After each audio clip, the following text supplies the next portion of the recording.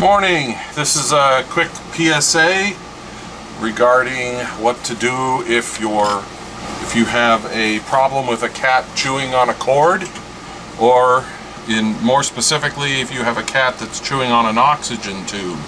My mother-in-law, who had COPD and has since passed away, had a problem with her cats chewing on her oxygen tubes, or oxygen tube from her oxygen concentrator.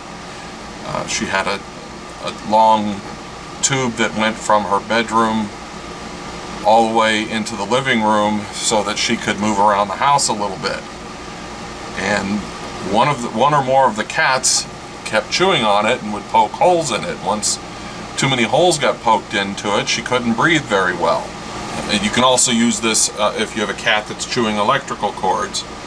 What you need is a bottle of dish soap that is orange scented, not antibacterial, just plain dish soap with an orange scent, and a bottle of Angostura orange bitters.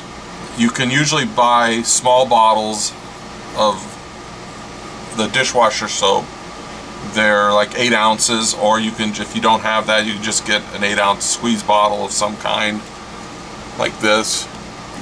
Put 8 ounces of orange scented dish soap in it, and then put 2 to 3 tablespoons of Angostura orange bitters.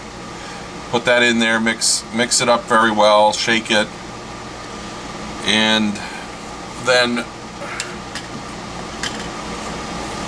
put it on a rag or a paper towel. Put the dish soap generously on it, and then take your tube or cord, wrap it like this, and then gently pull it through, not too tight. And you want to get an even coating of dish soap all over the cord. You'll have to do this, repeat doing this every 2 or 3 days, or any time that the oxygen tube has to be replaced because the cats have chewed on it.